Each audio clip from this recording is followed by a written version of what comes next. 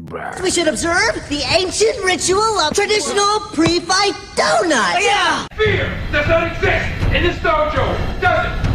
Am I the baddest mofo low down around this time? Shut up! Break, not hit back.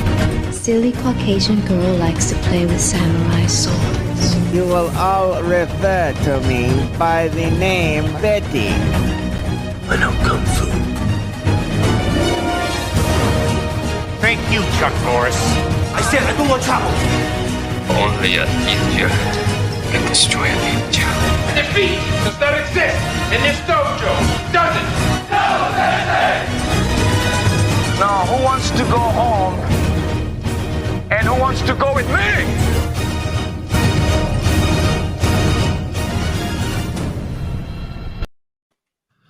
All right. And we're recording. We're live. Thank you guys for checking us out. We are KickFlix, favorite movie, martial arts movie review podcast, where you come to listen to people talk and review their favorite or not favorite martial arts movies.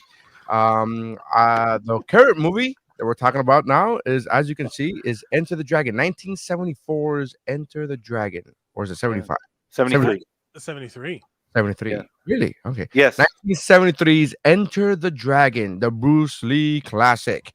I am Larry Science. With me, as has been every single episode, is Mike Kung Fu Mercadal. With me has been Mike Kung Fu Mercadal. So the title, like we said. KickFlix. Yeah. Hey, what's up, everybody? And Jeff Roundhouse Mercancini. Huh? Oh no. And this has been KickFlix. Talk to you guys later. All right. Goodbye. We've been canceled. Oh, Really? Is that bad?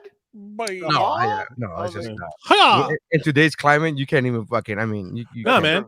This was the iconic, like the fucking when he said, Yeah, and he does that scream, like you can't help but do it.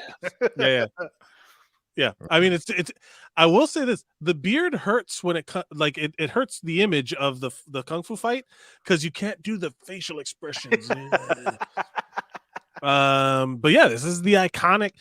This I feel like I say this every episode, but this is like not an iconic KickFlix movie. This is one of the Mount Rushmore. Shout out to Mount Geekmore of martial arts movies in terms of impact in pop culture. It's in the Library of Congress. Yes, like this is legit one of the like benchmark martial arts movies that KickFlix is built on. You know, like that's like there would be no KickFlix without the boom of movies that happened after the inspired by Bruce Lee and Bruce Lee's approach to Hollywood and filmmaking and all that stuff. So, I mean, we can go to the IMDb. Yes, as we always do. We go to IMDb description. Here's just the not the tagline, but just the IMDb description. Enter the Dragon from 1973. A secret agent comes to an opium lord's island fortress with other fighters for a martial arts tournament. Which I question the secret agent thing. I question completely. What are you talking about? I question. He was a monk that happened to be going to that tournament anyway. You don't know what his life was before. I do, because they explained it. He was a super, like he was. Hey, when you're good enough, the secret agencies come to you. Yeah, you know what I'm saying. I question the fucking the fight tournament aspect of that fucking description. Oh yeah, it's totally not. That is a loosey goosey term. There's 3 fights. As always, we have to start. There's no ranking. There's no fucking. There's not even the board that we had in Sidekicks that was incorrect and false. The point system was right. Like, you don't have nothing. It was like whose line is it anyway? The points are made up. Everything's made up, and the points don't matter. Well, we got to start off for the parents out there. Yes. We're gonna go over the parents' guide to Enter the Dragon. This movie is in fact rated. What is MPR? Rated R for martial arts, violence, and brief nudity, sex and nudity. Some nice titties though, not for nothing, but some nice ass titties. If you frame it just right, if you pause it just in the right frame, it's some nice ass titties. Well, sex and nudity, consensual titties. That's more is ranked moderate. So Han says, "Here we're stimulating quite another need," and then it pans to women in rooms being drugged, alluding to being used for prostitution, human trafficking. Which, I mean, bringing light to this issue very early on.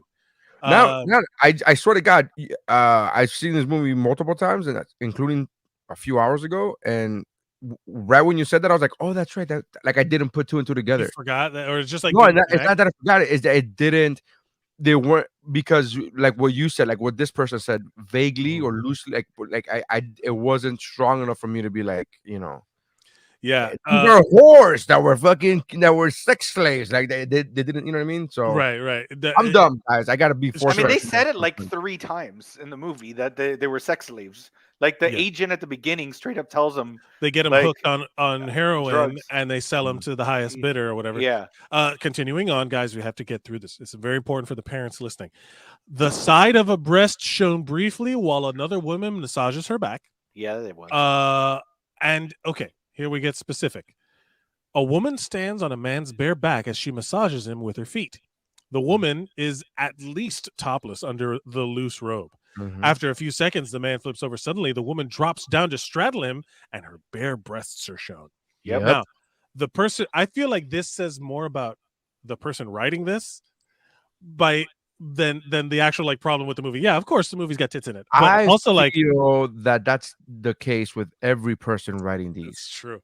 Every person, any but- person who takes the time out of their fucking day to go to let me go to IMDb and give the parental fucking like, hey, warnings. Is like, what? You have that much? Okay, whatever. Violence and gore, moderate as well.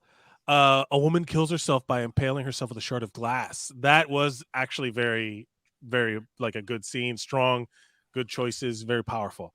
Didn't really do anything later. This is my favorite sentence. Frequent, strong kung fu violence.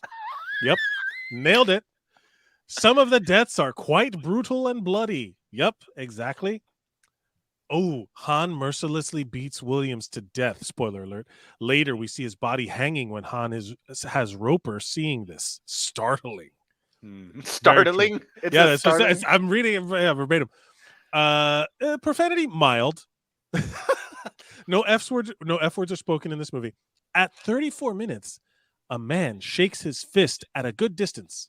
Could be mistaken for a middle finger. That's in there. A drug. This is my favorite one.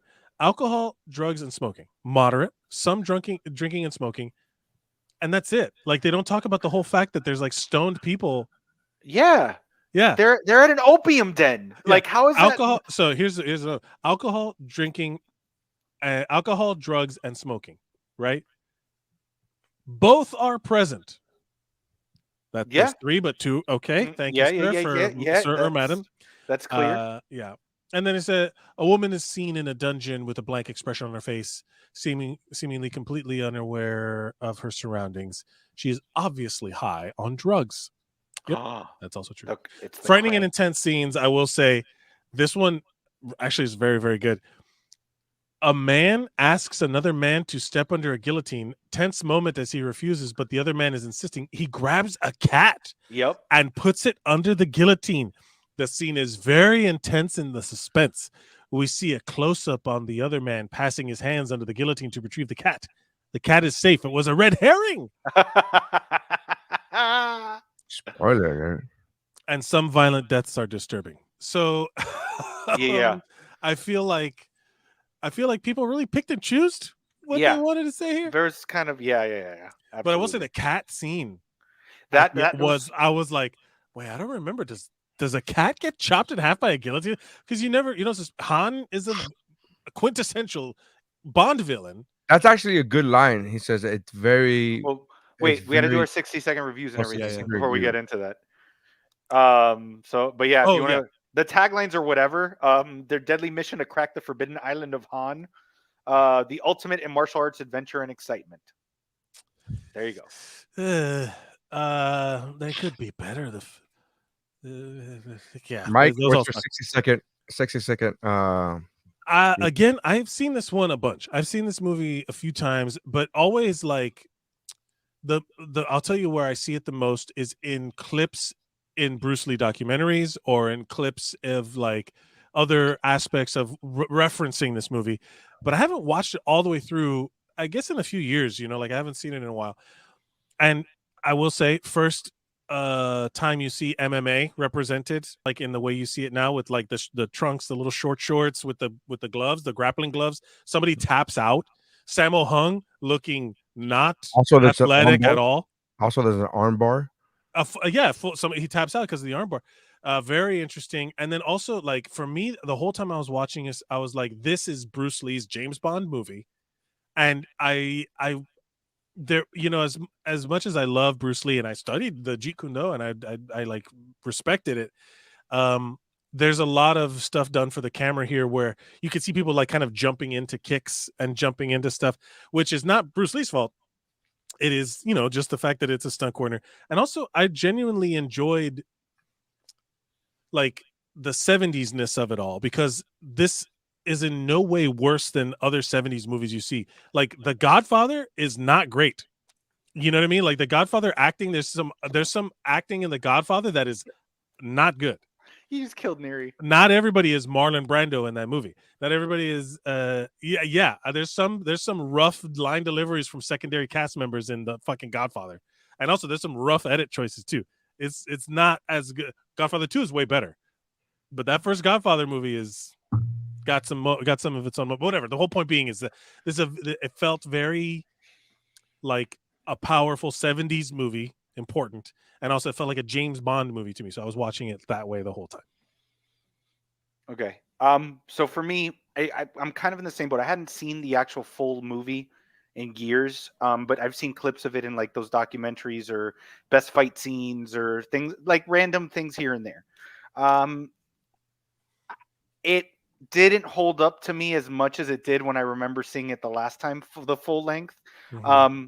Just to correct something Mike said, it is Bruce Lee's fault because he choreographed all the fights for this movie. There was no fight choreographer. They gave him a blank script and said, "You plan all the fights." What I'm saying is that the people he had to work with. Oh yeah. Well, yeah. Yeah. But he's the one that organized all those things and everything like that. Hmm.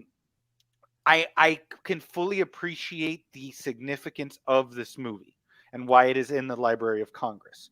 I think that the problem I have with this movie is that it's a James Bond movie where the person I care least about is James Bond. Interesting.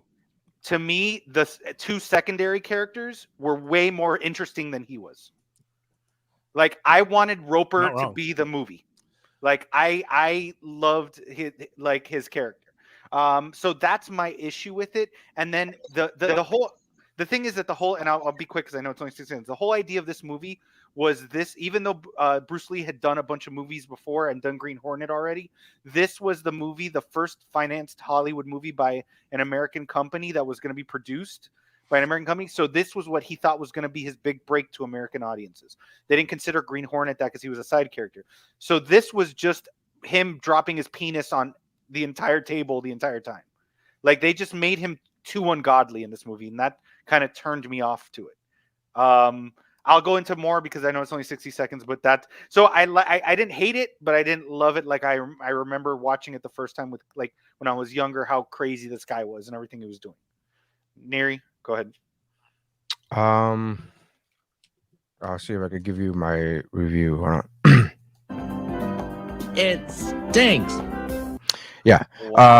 The movie stinks. The movie sucks. I've watched this movie multiple times. There are a lot of great things that are about this movie, none of which are the movie itself. Everything that's great about this movie is not in the movie. Everything that's great about this movie is the breakout role that Bruce Lee, the iconicness that is Bruce Lee, everything that Mike said, how important the movie is and how all of that jazz. None of it is because of the movie itself. It's because of everything else.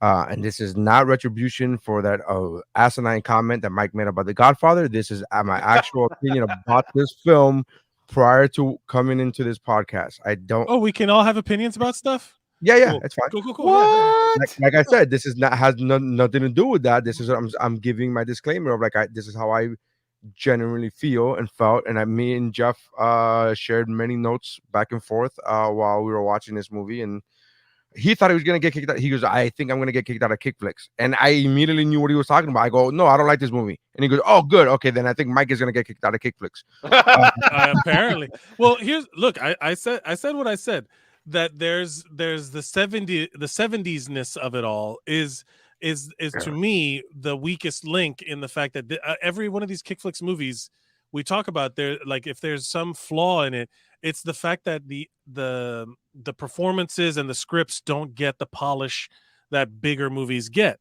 So, like, this is no different. I mean, as big a movie as it is, it literally is Bruce Lee jerking off all over the screen. Like, Right. when he gives the finger pointing at this, At the moon, the, and like, the philosophy and he basically set up this movie. So, like, all right, let me show this philosophical side.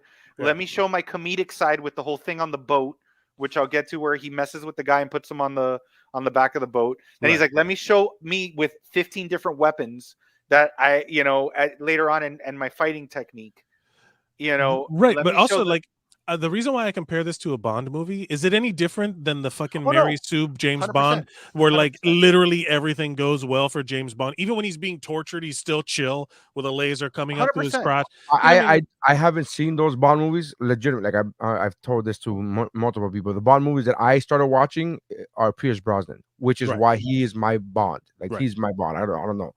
I saw one Bond movie where he was in Vegas and there was a fucking jetpack of some kind. I don't. Oh yeah. But you could see that Bruce Lee, what he was trying, since he wanted this movie to be, this is my gateway to America. Despite doing Green Hornet, this is my gateway to become a superstar in America.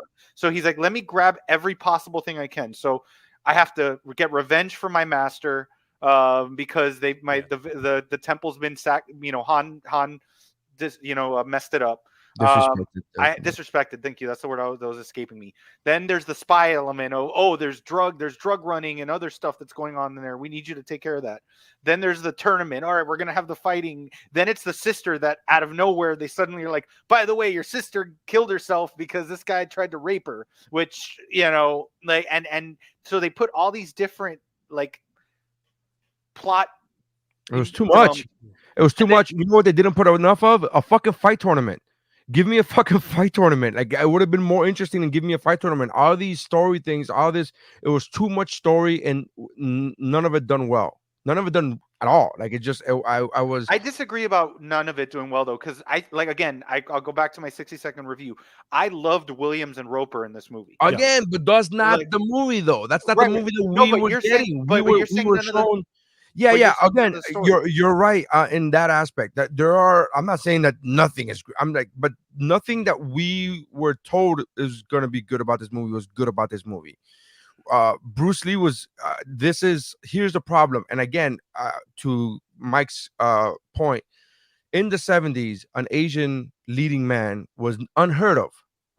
This was like groundbreaking on multiple levels, right? Like, everybody, especially minorities, and 3 minorities being on this podcast, being 3 of us here, we owe him a huge grade of gratitude, because he is one of the pioneers of minorities being on screen, and where Hollywood, even 50 years later, has taken their sweet time to now start getting into. I completely understand and thank him for that. But the problem is that his character was on God mode. Yeah, there was the writing. There was no vulnerability to his character at all whatsoever. He was the smartest. He was the best. He was untouchable. It was one of those things where, as an action fan, who's 40 years old, who passed away before Bruce Lee was, I was born before Bruce Lee, or Bruce Lee died before I was ever born. It's like the formula to an action movie is there has to be doubt that the hero could win. There has to be doubt. There has to be like, oh, he's not gonna make it. It has to get beat up. And I talked about this with Jeff recently. Like, Stallone really did write the formula, perfect the formula for action stars, where it's like, you're not supposed to win. You're the underdog, right? And then you get beat up by the one who's clearly better than you. Then you start coming back on him. Then the fucking bad guy cheats to fucking overcome, and then you overcome him even cheating, and that's how you create and as a writing perspective, that's how you create in an audience member. Oh fuck yeah, he did it. But instead, I'm just watching a guy who's on God level, who's on God mode, which is a video game term, just beat everybody's ass, and I'm just like, okay, there was never a doubt. That's why Jeff and I, independently from talking to each other, independently, both of us gravitated more towards Roper, towards Williams. These characters they were flawed. You have this guy who's basically a con man, telling people that he's rich when he's really not. He has $63 in his fucking bank account. Being hunted by the mob. Hunted by the mob. You have this other character who is going through tremendous racial injustice in his own country, so much so that he can't even fucking go to the airport without being harassed by police officers. And steals a police car. Something's and takes a police car. Those are the characters in the movie that I wanted to see more about. Like Mike, you always talk about like, oh, this is the movie before the movie. Absolutely. I wanted to see that because why? Because everything Bruce Lee was doing, everything Bruce Lee's character was doing was like perfect in God mode. And I'm like, oh my God, it's just why do you think I keep calling it a Bond movie? It's not an action movie, it's a spy movie. I guess you're right in that sense, because here's my problem with that analogy is I haven't seen Bond movies that are not Pierce Brosnan. I didn't see those old cheeky 70s Bond movies. I've never seen one. So I'm not disagreeing with you. I'm just saying I can't you don't relate to it. Right. I can't agree with you either because I've never seen one. According to the documentary that is Dragon the Bruce Lee story, he really struggled to get this made. Okay, so this is what I told I've made this statement to Dave, which is both a super fan of James Bond movies and a super fan of Bruce Lee movies. Right. This is what I've told Dave, and this is what I told Jeff earlier today. I am a super fan of Bruce Lee movies, as in movies about Bruce Lee. I fucking love. I have a poster framed in my living room of Dragon the Bruce Lee story. Yeah. I love the movie Birth of a Dragon, which got tremendous shit because of its whitewashing and historical inaccuracies. Yeah. I love those movies. I loved the fucking portion of Bruce Lee's portion in Once Upon a Time in Hollywood. Anything about Bruce Lee, I'm fucking in. Give it to me all. I've purchased documentaries about Bruce Lee, Be Water and shit. I've watched them all and loved them all. It's just his actual movies. And maybe they're a product of the time. I honestly, I think that's what it is. But the problem with this is that I could clearly see the defects. I could clearly see the writing defects. It's a writing issue. I think you're more harping on it.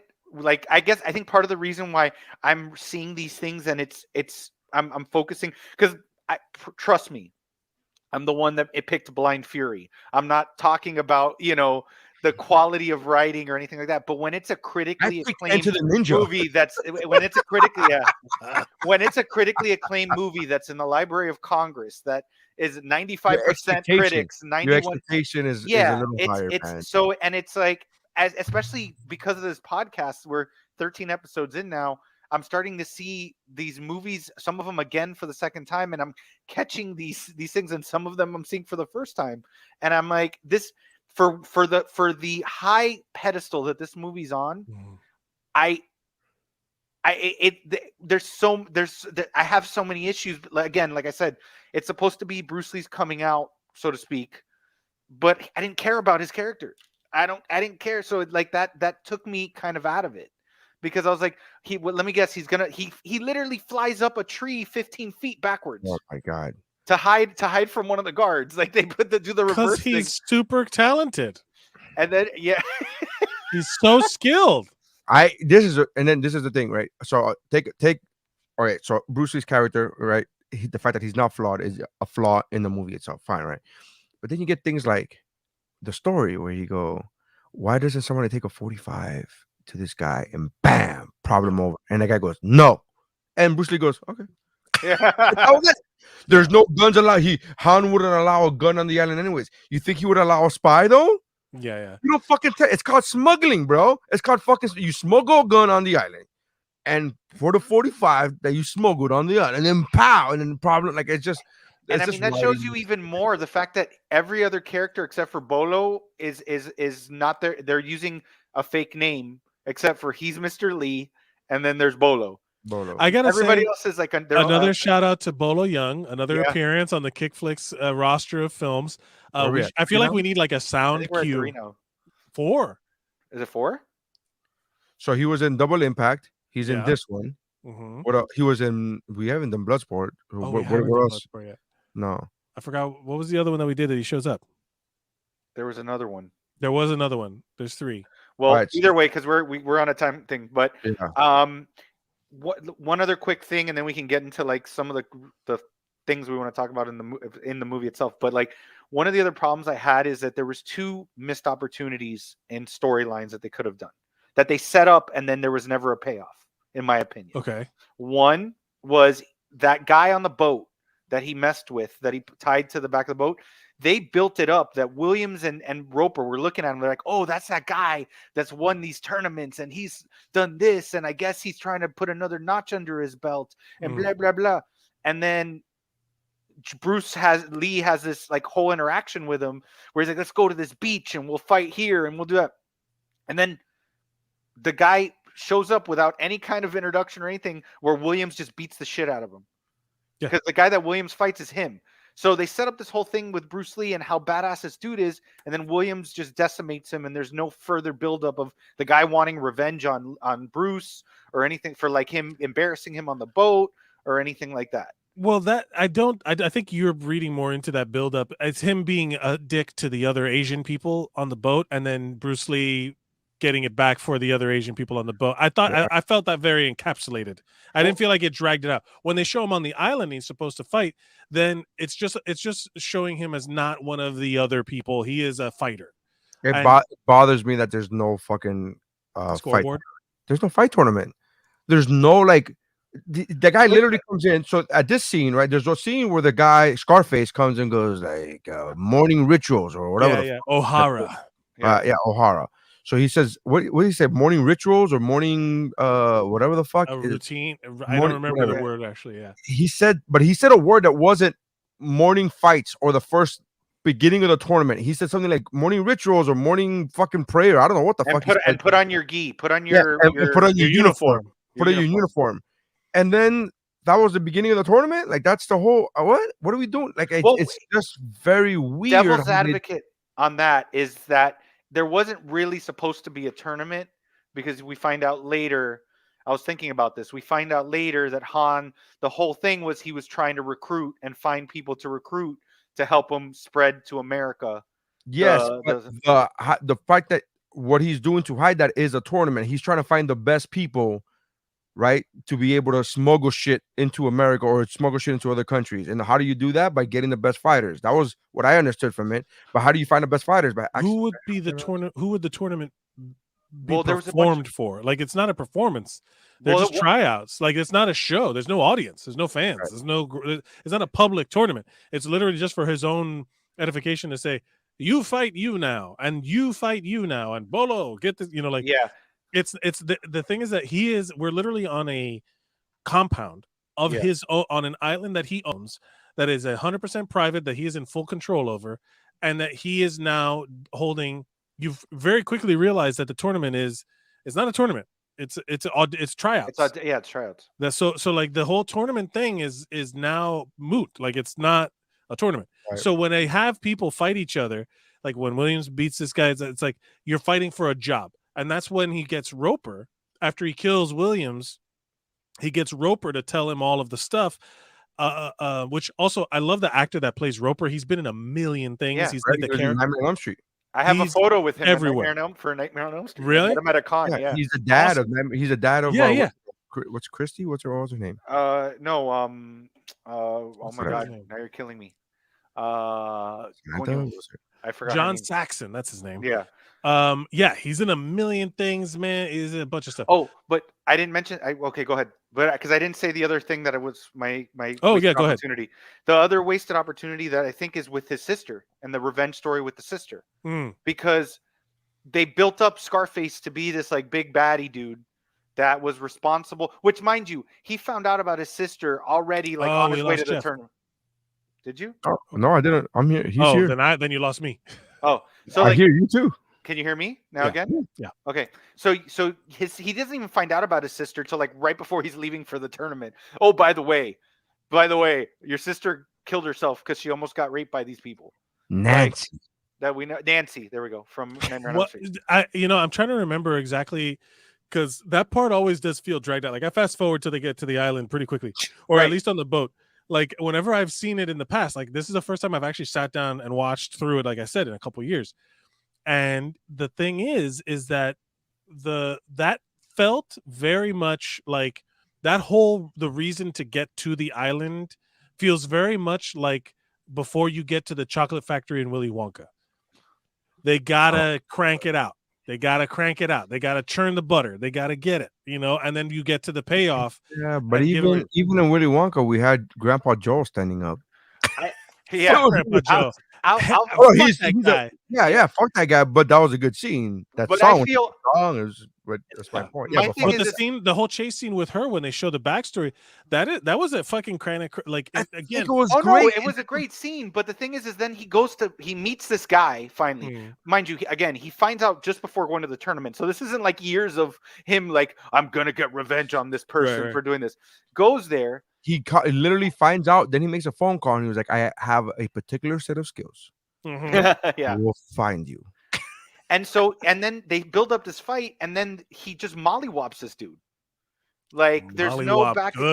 Good phrase. There's no back and forth. Like you'd expect there'd be some kind of like He dangle hoppered him straight in the face, bro. But that felt really unsatisfying to me. Yes, he killed the guy, but when he just straight up beats the shit out of O'Hara.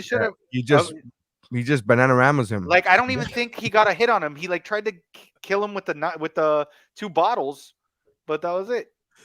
But Oingo Bonga and we're done. Boingo's him. But I want beats him like a flock of seagulls. But just like Mike, oh god, come on, mollywop's a good word, guys. Come on, it's a great word. I'm trying to come up with a word as good as that one, but I can't. The only thing I can think of is 80s music bands. Boingo, boingo. Aha, he got him. Yeah, aha. So my guy went in Depeche Mode on him.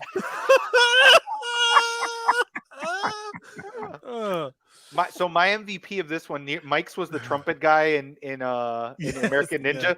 Mine is the large dude that he spars with at the beginning of the movie. That Sammo Hung. Was that him? That's Sammo Hung. Oh, and he is not. He does not look like he should be fighting Bruce Lee. I'll tell you that. Bro, isn't he the fat guy in every fucking kung fu? Isn't he like he works with Jackie Chan? Yeah, I didn't even realize that was him. Yeah, that's a very young Sammo Hung. But he does like all these flips and stuff. I was like, good. What was that? Hold on, I need to make sure if I'm right because then now I'm not 100%. Samuel Hung, is that his name? Sammo, Samuel. Samuel. Yeah, Samuel Adams Hung. What's his? Yeah, right. It's Sammo Hung. SOMO? No. Yeah, he's the Shaolin fighter. Okay. Sammo, because the thing Sammo Hung became very famous for making the people who fight against him look really good. He's a great, like in wrestling, like the people who really shine. He's a jobber. He's a jobber, and he was awesome. And then he eventually got his own stuff and whatever. He was, but didn't he get his movie where he was a cop and then isn't he a guy? Oh, guy's been working forever and a day. I'm looking through his IMDb. But whatever. The point being is that that's Sammo Hung. If you know Jackie Chan's world, he got in with Jackie Chan and he worked with him a bunch, and then he started doing his own stuff. But he was always like the fat guy. Yeah, that's what I'm thinking. I'm thinking that he was in a movie, an American movie, where he was, if not the lead, he was like the second banana. He was on a TV show. He was on a TV show. Yeah, but the point being is that that guy, that's his job. Like that's why he got so famous, is because he was good at taking the hits and making the other guys look good. That whole grappling scene, which is like martial law, that was the show. Yeah, that's it. Yes, I remember Mike was talking about it to Will Watkins one time. And he's like, he looks like your uncle who can't fight, but like gets drunk at parties, but he can really kick ass. Yeah. Yeah, he's the one that he's like, yeah, he was a black belt when he was a teenager, and he somehow still held on to certain level of skill, and he's just like a fat middle-aged man now. That's Sammo Hung. My But like, wife is literally cheering him super- on. She's like, "Go ahead, chubby." Go ahead. She was like literally cheering him Yeah, on. I was yeah. like, "Right, fucking guy's killing So it." this whole movie, because you had mentioned in American Ninja, was filmed was recorded ADR. They didn't. They had no sound on set. They didn't record any dialogue on set at all. Well, yeah, I mean that was a very common, again, up until the 90s. That was how a lot of Chinese films were made, and because this was done in conjunction with Warner Brothers and Hong Kong, like there was the Hong Kong productions. They took a lot of like this was like a blend. So this had never been done before. So honestly, like a lot of the rough edges come from they gave Bruce Lee arguably like a megalomaniac. Like he's arguably like this insane personality. Which, and to be fair, because we're not smearing, we're not trying to smear his character here. At all. To be fair, any genius is that. Yeah. No, 100%. Walt Disney, who was a fucking creative genius, was a megalomaniac. It's one of those things where you have to be. Steve Jobs, another genius, megalomaniac. Right. Time 2020's Time Man of the Year. Okay, megalomaniac. Who is that? You don't know who Time just named today Man of the Year? No. Oh, okay. Well, you go ahead and get upset on your own. I don't want to piss you off. What? Who was it? Tesla guy. What's his name? Elon Musk. Elon Musk. Yeah. Look at Mike. Look at Mike. He's trying to shake it off, but he fucking can't. What is? It's like, you know why? Because we have traffic. That's because the cars are on the surface level. Let's put them in a hole underground. It's like, what? Come on, Man of the Year. Man of the Year. Man of the Year. But he's right. But here's the thing: megalomaniacs they are the ones that have the idea, but the most successful ones have someone there to keep them in check, to rein them in, and Walt Disney had his brother Roy. Yeah, he was like, "Hey, we can't spend that kind of money. Take it easy. We don't need a fucking gold nugget on top of the fucking Epcot ball. Take it easy. Bring it down. Yeah, slim it down." But essentially, like that kind of, or a system in place that keeps you kind of still living in reality. When you give someone a free reign to do stuff, then there's the whole aspect of the script falls on their shoulders, the choreography falls on their shoulders, the director was hired by him, like he was the executive producer, like it's his show.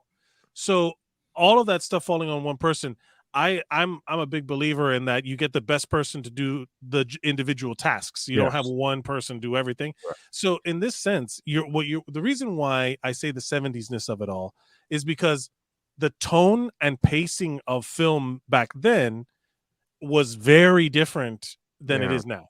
And it like, and to be fair, like if watching this with modern eyes is incredibly like invalidating to any movie of the 70s. But the problem I have that, and you see, you made a bold claim in the beginning of the podcast where like I always give the example of Godfather when I talk about movies in the 70s. I'm like, Godfather is a perfect film. You don't think so? That's fine. I understand.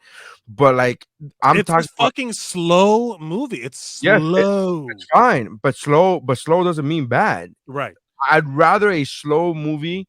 The problem that I have with Enter the Dragon is not the tone and it's not the pace. The problem that I have with it is it's unfinished writing, and the character development is for the main character is non-existent. There's no character arc. You're right. There's no character arc whatsoever. He learned nothing. He didn't, like, you know what I mean? He didn't go through any it was a straight shot. That to me is my problem with this movie. It's writing more so than anything else. It actually has good songs. Can we talk about KickFlix though? Have you held all these other KickFlix movies to that same level of criteria? Is there another KickFlix movie that's in the Library of Congress? Fair, but we're not the members of the Library of Congress. We are the hosts of KickFlix. I also don't remember a KickFlix movie that we've done to this point where the main character slapped a cobra in the face. I mean, come on. Is that not the fucking best? And that was a real cobra. Cool. They just took the venom glands out. He actually got bit by that cobra. That was a real cobra on set. There's no CGI, baby. Cobra. Yeah, so what to give credit, but they reversed it. So I do want to talk about there is great things about this movie. The last fight scene, The cinematography of that last fight scene was Iconic. really impressive. Except the wimpy punches by the bad guy. When he's Yeah, like, I with mean, the the lefty. bad guy was When really he's swing- bad. The bad guy when was he- really bad. He when he's just he swinging wasn't with the lefty. believable. He's swinging wasn't with the believable. lefty, and he's going like Him beating Williams did not look believable. Yeah. It's just whatever. But besides the point, last scene in the House of Mirrors, the Fun House of Mirrors, 8,000 mirrors. fantastic. Like that's a fantastic. Like I've always said this about that scene, even before seeing the movie and watching like documentaries where they have that scene in it. I'm like, how do you not see a camera? Right. I'm always present of mind of thinking of that. Whenever I watch a movie and there's a mirror, and I'm like, wow, that's a great shot. There's no mirror there. You know what I mean? I found out later, like I would say that about Terminator 2, and I found out later that it wasn't a mirror, that it was actually a fucking an actual actor. Oh, it was Linda Hamilton's twin sister. No, I was talking about like in Arnold when it was like when they were when he was stitching himself up in front of a mirror. There's no mirror. It's actually just a thing to make it look like a mirror, and it goes some all the way guy around. is with his back. To the So when they camera, were filming that scene, the entire crew hated it, and most of the people could only be in that room for 15 minutes because they would get sick from being in that room. Why? Because of all the mirrors and like it messes with your vision. It's got to be super disorienting. Really? Yeah. Oh, wow. Super. That's interesting. I thought they would hate it because it would have been a fucking hassle. I thought it would have been like, oh my god, what a mission! Like, can you imagine how many retakes you got to do? Oh wait, there's a camera in the shot. Jesus, it just that's why I thought I mean I didn't know that people get sick, but I always imagine whoever filmed that must have fucking hated their life for X amount of time. Like it just must have been awful. For sure, the production set designer and all that stuff where they were like, "You want me to what? Yeah. You want how many mirrors? How many mirrors? And where? Yeah, just fucking CGI it out. Just CGI the camera out. Like what? And that was the other thing with the God complex was all the scratches that he got from the claws, the furry claw and then the metal claw, because like they showed one guy that he literally just breathed on him with the claw, and the guy went ah and felt like that. Well, scream. I mean, yeah. And then Bruce Lee takes like 6 claws, and he's just like, "Oh, I'm gonna lick my blood, and I'm not even gonna flinch." You know, another thing that I was thinking about it because I was watching it. I was just finishing up, like looking at something again, and my girlfriend was with me, and she was noticing how red the blood was, right? How bright the blood was. My wife noticed the same thing. My wife goes, "Oh, that's fake blood." But here's what I was thinking. I was like, this movie was never meant to be watched in the way that we're watching it. It was not made for this. It was made to be shown in a movie theater on a 1970s projector with a 1970s screen. This movie was never meant to be reviewed by a podcast of picking people that were born after. They didn't even know what it was, Neri. The internet. They based magic to them. The visuals, they based it off of an old comic book where all the colors were very bright and vibrant. No. What I'm saying is, literally, like just the way light reflects off of a screen, as opposed to being put, like on a display, HD display. Right. You will lose contrast and clarity. So, like a lot of the times when you see these old movies and you see how bright red the blood was, I can only you have to think that they were making it in screening rooms. And they were putting it for it would be on display. They also thought people would only see it once, no stopping, no pausing, no rewinding. You watch it from beginning to end in a room with other people, and you leave. The end. Right. You know what I mean? Like that's. I was watching and I was like, man, there's no way that they would see that bright red blood and be like, yep, that's what blood looks like. You know, like it's made to then be shown in another medium. I didn't notice it until my wife pointed it out. I didn't notice it. She's like, that's fake as fuck. And then I started laughing because I was like, I'm going to get Mike with this whole, you know what took me out? The fucking blood was so phony baloney. And it just takes me out of the film and blah, blah. And it was just, a fucking, but I didn't notice it. Oh, no, the scratches on his face that end up like he swings once and then there's like 3 different scratches going in different directions. It's like, all right, easy, buddy. You know what I mean? Like, can we talk about the fever dream of an opening party that Han held with the sumo wrestlers and the tumblers and the guys walking around with the snake with the. Oh, you mean when Zach Thomas timed out the whole situation? Yeah, Zach Morris. Zach Thomas, linebacker for the Dolphins. Yeah. Zach Thomas. Remember how he used to be like, time out, I'm going to sack you. And then he used to move at crazy speed. That's what I meant. It's that guy who can never be wrong. Like, no, I refuse to fucking admit that I made a mistake. And I want to say that scene, because you had mentioned it in your 60-second review, or when you were talking about the thing about the cat. That to me is one of the most brilliant scenes that they did in the movie because Han's testing him and he's like, I know that you'll only go a certain limit. Yeah. And you just proved it to me now. Yeah. And then it's that That's a good callback line, to- man.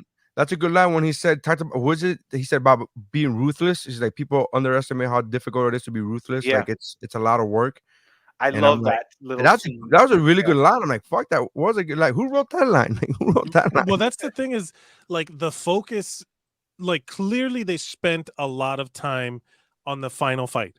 Clearly they spend a lot of time in different pieces of the script, and they kept rewriting and rewriting. For sure there was other people helping, but in the filler stuff, it was the filler stuff, you know, like it's not like there was the intent to like hyper focused little thing. It was like, we're making a big picture movie, we can only spend money on the end, and we can only spend money on certain things, and that's it. And whatever, we skipped the whole like him being a super spy and sneaking around and all that stuff, because that was a huge chunk of this movie too. And that's why I feel like the James Bond relation is where I live in this when I watch this movie now. Is like, James Bond never had any character growth. He fucked ladies, he killed people, he would get caught, they'd give away the plan, and he'd escape, and he'd foil it. Like, every time. It was the fucking Roadrunner and Wile E. Coyote. Same shit. And that's the era of when this was. Well, whenever conceived, we do Spy Flicks podcast and we review those movies. Ooh, I mean, I'm not opposed to doing a spin-off of KickFlix to do Spy Flicks. I love that shit. I like the fact that Netflix is already a spin-off of fucking Geekmore, and we're gonna fucking do a spin-off of a spin-off. That's hilarious. And then like when Han like takes Roper, that he's like, let me show you just all this. Which, by the way, the whole like my ultimate plan is to bring hookers and debauchery to the America. That's what the big plan is of this movie. Is I'm gonna bring prostitutes and debauchery. I'm trying to expand my empire. What? Everybody does that. That's literally every drug dealer's goal. But Mike, don't you think that's a little extreme for? No. You know what I found funny about that is I thought I very much envisioned the scene from Austin Powers where he's like $1 million. He's like, sir, Viacom ourselves get $56 million a year. And he goes, oh, then $100 billion. You know what I mean? When he goes, I want to bring debauchery and blah, blah. And I was like, sir, they already have Las Vegas. It's really the same thing. They're already doing that. And he's like, oh, then I will bring even more debauchery and more. Like, it was like, oh, you don't know about that's my whole point. It's like, oh, you don't know about Vegas? That's what it is. It's Vegas, baby. I mean, but also like this, it does seem elevated in the sense of like he's drugging and selling women to people. Like there is the human trafficking component of this 100%. is honestly like a little prescient, because that is like to this day still a huge deal. Huge deal, yeah. And it was like not like that's a huge deal, and I'm sure Asian countries dealt with that a lot more. Like that's the one thing that the KickFlix movies seem to be nailing, that they didn't know they were nailing, is the white colonizing horror show that Europeans and Americans really were to the Asian world. Like the horror show that like in the American Ninja last week's episode, where it was like, yeah, it's this French guy coordinating a deal with the American military in a foreign Asian base, like to just fuck up this whole country. You know what I mean? Like, and then in the Enter the Ninja, same thing, same deal. Like it's this. But at least in Enter the Ninja had that as well. At least Enter the Ninja had fucking cockfights. Like, who's up for a good cockfight? But Enter the Dragon has real prostitutes playing the girls because they couldn't get actresses to do the scenes, so they actually hired real prostitutes from the street. Seth, oh well, sure. Well, Seth, hey man, you get an extra. Hey, on when I fill out for background work and extra work, I will there's a special skills section. You get extra money.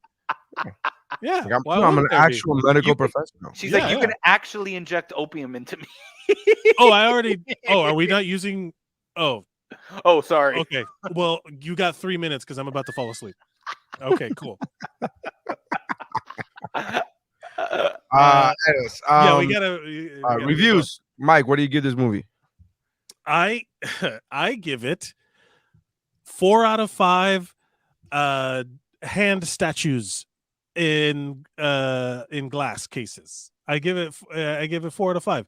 It's iconic. It's one of the like Mount Rushmore of martial arts movies. for what it meant, maybe not for what it was. Right. But I still think it deserves, like, if you watch it as a spy movie, I think it's more important. It's a better movie. I think Jeff hates that. He's like, it's not a spy. He's not a spy. He's not a fucking spy. I mean, he's not an agent. Spy movie accent. Yeah, he's not. He's not an He's agent, doing but he's spy stuff. 100% spying on people. Yeah. What is he not in this movie? He's like Superman. Yeah. He's Batman. He's the crocodile hunter. Like, I Yes. mean, there's he's everything. All of these are positives. I don't understand why you people. You know what? I'm gonna give it 4 out of 5. Snake slaps. I'm gonna I'm gonna give it 4 out of 5. Mary Sue's. Jeff, what do you give it, man? I originally I was gonna give it a 3, but then I realized I gave American Ninja a 2.5. So I'm gonna give this 3.5 superficial claw marks. Yeah. A big chunk of that is because of how iconic the movie is to the genre that I love enough to be doing a podcast with my friends on. You know, it's does it have its flaws? Sure. Do I see them and do, you know, yeah. But I mean, for what it is and what it's set up, I can appreciate it. Also, I think like 1.5 of these additional points that I'm giving it is because of Roper and Williams, because I genuinely loved their characters in the movie. And I wish I could we could have gotten a movie of Roper, like a sequel of him. You could you could make a Roper movie right now, like they did Solo. Like, you know, they go back and show when he's young. I want to see Roper in the 60s. Dealing with the mob and doing all like the con shit. Sure. Yeah, why not? 100%. So, but yeah, so I'll give it a 3 out of 5 superficial claw marks. I'll give it a 1.5 broken mirrors. Half for Roper, half for Williams, and half for the last for the cinematography of the last fight scene. What about for the bare breast? It's a good titty. I'll give it a 4.5 out of.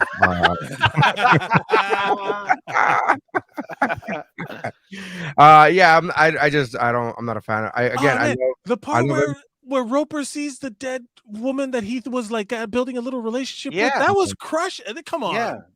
She had her eyes open and everything. Yeah. I said Roper. He got a half star. Again, the qualities of this movie were all because of Roper, Williams, going, I'll take her. Oh, and her. Come on. But not her, because I'm tired. Yeah, he's like, you gotta excuse me, I'm tired. I'm like, oh, that's some good shit right there. But yeah. All right, let's go ahead and pick our next movie. For those of you who don't know, we pick our next movie based upon a wheel picker, a wheel. We spin the wheel, and the wheel tells us which movie we're gonna see. By the way, while he sets that up, this movie had a smaller budget than American Ninja. But the budget on this was $850,000. Yeah, it's also 12 years earlier, and it made $90 million. Yep. A little bit more, just a little bit more. Smash success, a blockbuster hit. Even though if you go to IMDb, somebody messed up and it says $42,000 worldwide gross. Yeah, I was like, this is not accurate. They owe some money. So make sure you guys go, if you guys want to add movies that we have on the wheel. Right now we have 48 movies on the wheel. If you want to add movies to the wheel, make sure to email us at KickFlixPod. That's Netflix, but with a kick. KickFlixPod@gmail.com. And we have 48 movies on the wheel. If you want to add anything, make sure you add the movies on there. Let's go ahead and spin that wheel. Come on. We had Super Cop, and now. Oh, shit. Oh. We have 1990s Teenage Mutant Ninja Turtles. This excites me because this means that Teenage Mutant Ninja Turtles 2 is going to be on the wheel now. Yes. Secret of the Ooze. All right. Right on, man. So that is the next movie that we will. This is the happiest Mike has been from any of the 2 wheel picks in a row that we've done. Man. Yes, we got Jackie Chan and Ninja Turtles. I could not be happy. for a moment, for those listeners, audio listeners, the wheel was about to stay. I thought it was going to stay on Rumble in the Bronx. I thought it was going to go land on Jackie. Rumble in the It Bronx. would have been a Jackie Chan And Power Hour. I just snuck right into 1990s TMNT. Were you over there going? Yeah, I was like. Anyways, thank you guys for checking us out. Make sure you check out the other podcasts on the KickFlix pod. I'm sorry, on the Geek Bro pod network, which are including but not limited to, Pero Let Me Tell You, Cramacopia with Q and Jeff, Shiver, the Mount Geekmore podcast, What's Up Bro with Mike, myself, and Missy and Stephanie. And check out Comedy Fitness, which I just recorded an episode with comedian Don Gray last week. Not sure when it's going to drop, but I recorded it last week from the time of this recording. Check out the other podcasts, Dosavelli and Chow Like a Best with Mike Valdez. Am I missing anything? No, that's it, right? Thank you very much. Go to geekbro.net. Check that out. And that's how kicking is done.